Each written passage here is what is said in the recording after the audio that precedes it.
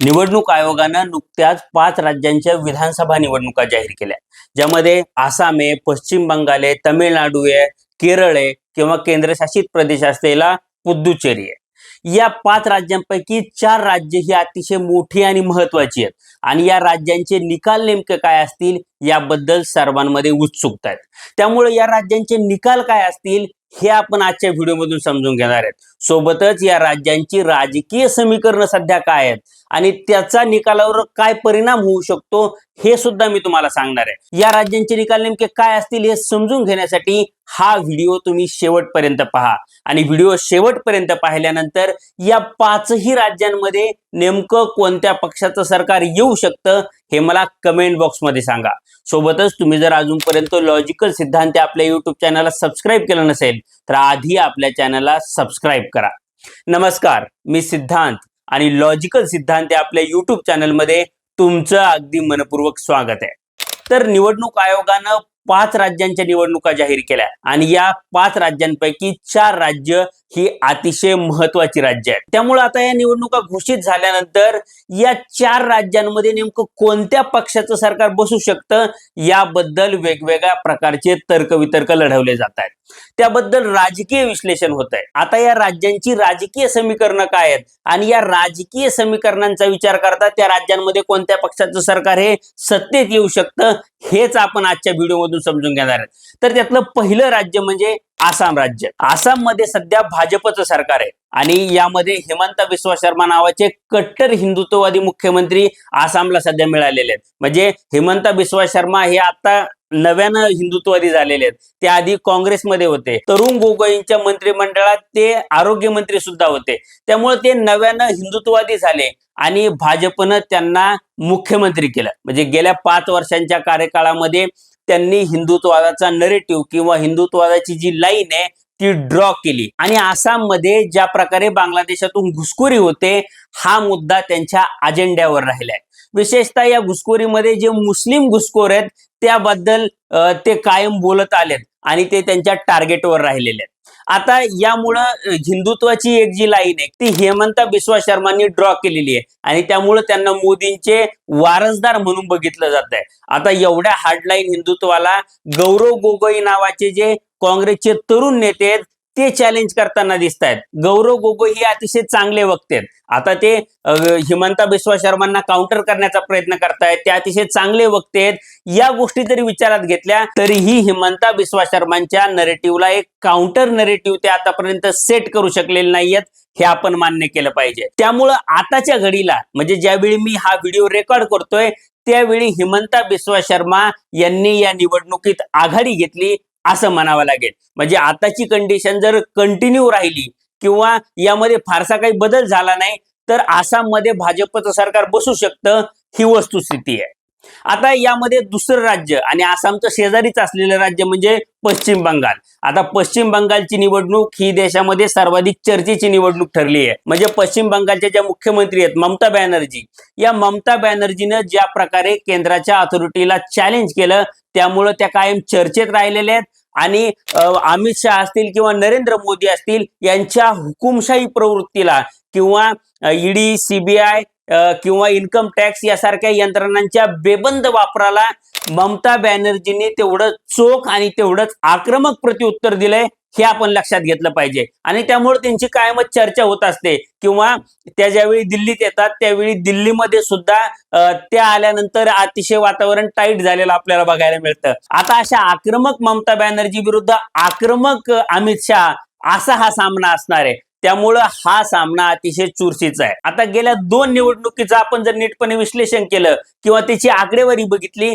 तर आपल्याला ही गोष्ट लक्षात येईल की 2016च्या निवडणुकीमध्ये भाजपला फक्त 3 जागा मिळाल्या होत्या आणि या 3 जागांवरून 2021च्या निवडणुकीमध्ये भाजपनं 77 जागांपर्यंत मजल मारली. त्यामुळं भाजपचा स्ट्राईक रेट हा अतिशय चांगला आहे. आता मतांच्या आकडेवारीचा जर आपण विचार केला तर भाजपला 2016 मध्ये 10% मतं मिळाली होती. आता 2021च्या निवडणुकीमध्ये ही 10% मतं वाढून जवळपास 38% झालेली आहेत. आता गेल्या 5 वर्षांमध्ये असेल किंवा या 5 वर्षांमध्ये असेल, भाजपनं हिंदुत्वाचं नरेटिव्ह हे अधिक आक्रमक करत नेलेलं आपल्याला दिसतं. सोबतच भाजप बाकी राज्यांमध्ये ज्या प्रकारे मुस्लिम मतांचं ध्रुवीकरण करतं किंवा सेक्युलर पक्षांकडनं मुस्लिम मतं ही कट्टरतावादी मुस्लिम पक्षांकडे कशी जातील याचा विचार करतं किंवा तशी आखणी करतं, तीच आखणी आता बंगालमध्ये सुद्धा केलेली दिसते. म्हणजे गेल्या 10 वर्षांमध्ये जर आपण वेगवेगळ्या राज्यांच्या निवडणुका बघितल्या किंवा लोकसभेच्या निवडणुका बघितल्या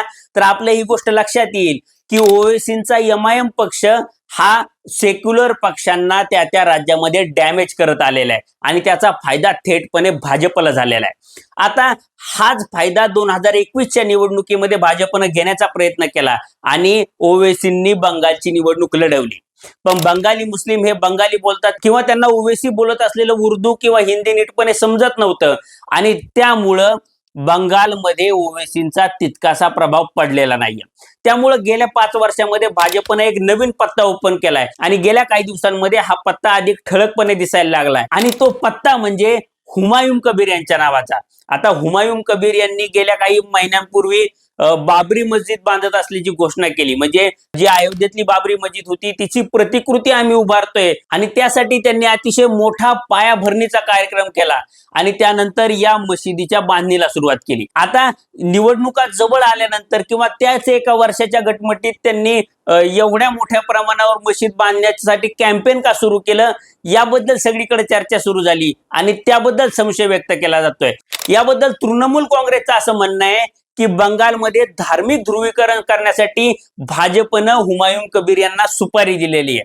म्हणजे बंगालमधला जो मुस्लिम बहुल पट्टा आहे ज्यामध्ये मालदा असेल, मुर्शिदाबाद असेल, दिनाजपूर असेल, नॉर्थ दिनाजपूर असेल, हावडा असेल किंवा कोलकात्याचा काही भाग असेल, या सगळ्या भागांमधली जी मुस्लिम मतं आहेत ही सगळी मुस्लिम मतं ही परंपरागतरित्या TMC ला म्हणजे ममता बॅनर्जींना मिळत आली आहे. आता हुमायून कबीर यांच्या रूपानं भाजपनं ही मुस्लिम मतं डिव्हाइड करण्याचा किंवा त्यातली काही कट्टरतावादी मतं ममता बॅनर्जींपासून दूर करण्याचा प्रयत्न सुरू केलाय असा ममता बॅनर्जींचा आरोप आहे. आता या मुस्लिम मतांमध्ये TMC ला किती डेंट पडतो यावरून बंगालचे निकाल हे नेमके काय असतील हे ठरणार आहे. आता हे सगळं गणित असलं तर ही ओव्हरऑल बंगालच्या राजकारणाचा विचार केला तर तृणमूल काँग्रेस बंगालमध्ये पुन्हा सत्तेत येईल अशी शक्यता जास्त आहे. आता या 2 राज्यानंतर तिसरं राज्य हे साऊथ मधलं आहे आणि ते राज्यामध्ये तमिळनाडू. तमिळनाडूमध्ये ना काँग्रेसचा प्रभाव आहे ना भाजपचा प्रभाव आहे. तिथलं स्थानिक राजकारण हे तिथं अतिशय प्रभावी आहे. म्हणजे द्रमुक आणि अण्णा द्रमुक यांच्यामध्ये तिथं मुख्य लढत असते. आता गेल्या काही काळामध्ये भाजपनं तमिळनाडूमध्ये रिच आउट करण्यासाठी खूप मोठ्या प्रमाणावर हातपाय मारले पण तरीही भाजपला त्यामध्ये यश येत नाहीये. कारण की जी तमिळ अस्मिता आहे, तमिळ भाषा आहे किंवा तमिळ कल्चर आहे या सगळ्या भोवती तमिळनाडूचं राजकारण हे होत आलंय. त्यामुळे भाजपचा जो हिंदू मुस्लिमांमध्ये फूट पाडून राजकारण करण्याचा फॉर्म्युला आहे तो तमिळनाडूमध्ये तितकासा प्रभावी ठरत नाही आणि त्यामुळे भाजप तमिळनाडूमध्ये मोठ्या प्रमाणावर जागा निवडून आणू शकत नाही किंवा त्यांची मतांची जी टक्केवारी ती सुद्धा तुटपुंजी असते. पण तरीही भाजप यावेळी सुद्धा प्रयत्न करते. पण AIADMKचा एक पार्टनर म्हणूनच हा प्रयत्न सीमित राहतोय हे आपण लक्षात घेतलं पाहिजे. आता तमिळनाडूच्या राजकारणामध्ये सध्या DMKचं सरकार असलं आणि DMK आणि AIADMK यांची थेट लढत असली तरीही तिथं एका नव्या पक्षानं सर्वांचंच लक्ष वेधलेलं आहे आणि तो पक्ष म्हणजे अभिनेता विजयचा पक्ष. आता विजयच्या पक्षाच्या जर आपण सभा बघितल्या तर लाखो लोक तिथं सभेला येत आहेत किंवा तिथं चेंगराचेंगरीच्या घटनांमध्ये हजारो लोक मारली जात आहेत. पण विजयच्या पक्षाला जो प्रतिसाद मिळतोय तो अभूतपूर्व प्रतिसाद आहे. म्हणजे युवा असतील किंवा शहरी मतदार असतील यामध्ये त्याची क्रेज ही प्रचंडपणे आपल्याला बघायला मिळते. पण त्याच्या पक्षाला हा जो प्रतिसाद मिळतोय किंवा सभांना जो प्रतिसाद मिळतोय तो मतांमध्ये किती कन्वर्ट होईल याबद्दल अनेकांना शंका आहे. तर ही 5% पासून 15% जी मतं या विजयच्या पक्षाला मिळू शकतात आणि त्याला किती मतं मिळतात यावरून पुढचं राजकारण हे ठरणार आहे. आता विजयच्या पक्षाचा हा प्रभाव जरी असला तरी ही ग्राउंड लेवलला जे कार्यकर्त्यांचं एक नेटवर्क असतं ते विजयच्या पक्षाकडे नाहीये आणि ती त्यांची कमकुवत बाजू आहे. त्याच्या पक्षाला मतदार हे मतदार बूथ पर्यंत कसे आणायचे हा प्रश्न असणार आहे. आता अनेक राजकीय विश्लेषकांच्या म्हणण्यानुसार विजयचा पक्ष हा काही सत्ता स्थापन करेल एवढी मतं त्यांना मिळणार नाहीत. त्यामुळं डीएमके आणि एआयडीएमके यांच्यापैकीच एक पक्ष सत्तेत बसेल हे नक्की आहे. आता जयललितांच्या मृत्यूनंतर एआयडीएमकेची अवस्था बघितली तर त्यांचे अनेक तुकडे झालेले आहेत, एक छोटे छोटे पक्ष झालेले आहेत. त्यामधून बाहेर पडून अनेक नेत्यांनी स्वतःचे स्वतंत्र पक्ष तयार केलेले आहेत आणि त्यांच्या या खिचडीमध्ये एआयडीएमके हा तितकासा ताकदवान पक्ष राहिलेला नाहीये. आणि त्यामुळं डीएमकेची सध्याची नेतृत्वाची फळी बघता किंवा स्टॅलिनचं नेतृत्व बघता डीएमके ही सत्तेत येण्याची शक्यता ही जास्त आहे. त्यामुळे एआयडीएमके आणि भाजपच्या युतीला किती टक्के मतं मिळतात, विजयच्या पक्षाला किती टक्के मतं मिळतात हे बघणं औत्सुक्याचं असलं तरी ही डीएमके पुन्हा सत्ता राखेल अशी शक्यता जास्त आहे. यानंतर चौथं आणि अतिशय महत्वाचं राज्य म्हणजे केरळ. केरळमध्ये भाजपचा तितकासा प्रभाव नाहीये. तिथलं भाषिक राजकारण हे अतिशय महत्वाचं असतं. शिवाय केरळमध्ये साक्षरता किंवा शिक्षणाचं प्रमाण हे अतिशय मोठ्या प्रमाणावर आहे. त्यामुळं हिंदू मुस्लिमांमध्ये फूट पाडण्याचं राजकारण भाजपला तिथं करता येत नाही आणि त्यामुळं केरळमध्ये भाजपला शिरकाव करता येत नाही. तिथं पारंपरिकरित्या सीपीएम आणि काँग्रेस हे एकमेकाचे प्रतिद्वंदी असलेले आपल्याला बघायला मिळतात. म्हणजे इंडिया आघाडीच्या दोन्ही पक्षामध्ये इथं थेट लढत होताना आपल्याला दिसते. आणि जर आपण केरळच्या राजकारणाचा इतिहास बघितला तर कधी काँग्रेस येतं तर कधी सीपीएम येतं किंवा एक त्यांचं आलटून पालटून सरकार येत असतं. आता गेल्या 2 टर्म पासून केरळमध्ये सीपीएमचं सरकार आहे, म्हणजे कम्युनिस्टांचं सरकार आहे. आणि गेल्या 2 टर्मची अँटी इन्कम्बन्सी बघता यावेळी केरळमध्ये काँग्रेसला निवडून येण्याचा चान्स आहे असं दिसतंय. आता या 4ही राज्यांची ही परिस्थिती असली तरीही निवडणुकांचा धुरळा आता उडणार आहे. प्रचारांचे बार होणार आहेत, आरोप प्रत्यारोप होणार आहेत, नरेटिव्ह आणि काउंटर नरेटिव्ह यांचं युद्ध होणार आहे. आणि या युद्धामध्ये शेवटच्या क्षणापर्यंत आपल्या बाजूनं पारडं कसं फिरवता येईल याचे प्रयत्न होणार आहेत. त्यामुळं सध्याच्या परिस्थितीमध्ये जे काही राजकीय वातावरण आहे त्याचं विश्लेषण मी केलं. आता येत्या महिनाभरात नेमकं काय परिस्थिती निर्माण होते त्यावरून या राज्यांचे निकाल ठरणार आहेत. आता या 4ही राज्यांमध्ये कोणकोणत्या पक्षाची सरकार येतील हे तुम्ही मला कमेंट बॉक्समध्ये सांगा. हा व्हिडिओ आवडला असेल, हे विश्लेषण आवडलं असेल तर व्हिडिओला लाईक करा आणि असेच नवनवीन व्हिडिओ पाहण्यासाठी लॉजिकल सिद्धांत आपल्या युट्यूब चॅनलला सबस्क्राईब करायला विसरू नका. धन्यवाद.